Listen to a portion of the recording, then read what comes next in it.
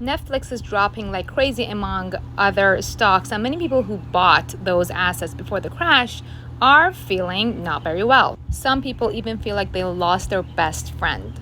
I don't blame you. It's not easy to watch your portfolio in red. But as someone who's been studying the markets for over a decade and has built a $5 million portfolio for herself, I'd like to share some market facts with you here so that you can make an informed decision on what to do next. Would that be helpful? Fact 1. On average, we see a correction at least once every year in the markets. Fact 2. About 20% of all market corrections turn into a bear market. Fact 3. Nobody, and I mean nobody, can predict if the market's going to rise or drop.